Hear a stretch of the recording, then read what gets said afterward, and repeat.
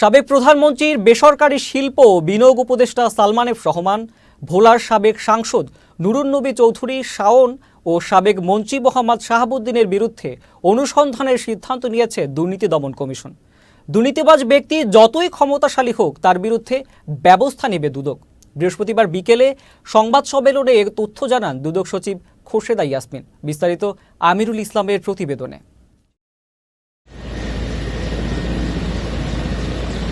৫ August Sheikh হাসিনার পতনের পর ৮ আগস্ট গঠন করা হয় অন্তর্বর্তীকালীন সরকার। এরপর ৬৫ জনের দুর্নীতির অনুসন্ধানের সিদ্ধান্ত নিয়েছে দুদক। বৃহস্পতিবার এ তালিকায় যুক্ত হয়েছে সাবেক প্রধানমন্ত্রীর শিল্প উপদেষ্টা সালমান এফ রহমান ও ২ এমপি নুরুন নবী চৌধুরী শাওন ও মোহাম্মদ শাহাবুদ্দিন।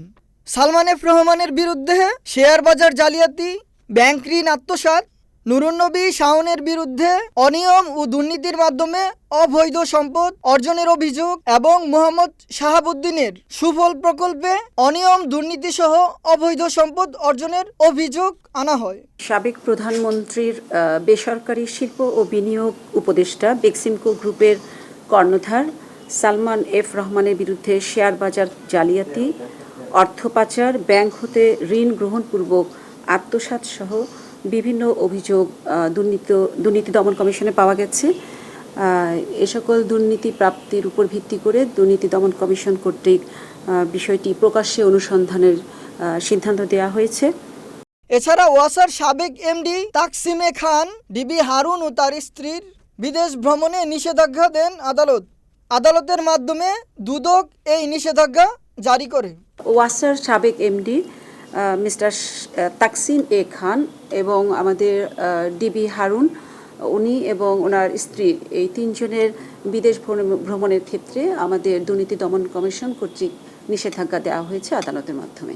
দুর্নীতিতে জড়িত ব্যক্তি যতই ক্ষমতাশালী হোক, তার বিরুদ্ধে ব্যবস্থা নেওয়া হবে বলে জানান দুদক সচিব। দুর্নীতিবাজ যেই হোক না কেন, সেটা আমাদের দুদকের পারভিউতে যারা অভিযুক্ত ব্যক্তি এবং তফসিলভুক্ত যে আমাদের অপরাধগুলি রয়েছে দুর্নীতি দমন কমিশন আইনের মধ্যে পড়ছে, সেখানে সরকারি কর্মকর্তা এবং তার সাথে সম্পৃক্ত যারা থাকেন সেগুলি আমরা অবশ্যই আমলে নিয়ে থাকি। Amirul Islam, channel S, Dhaka.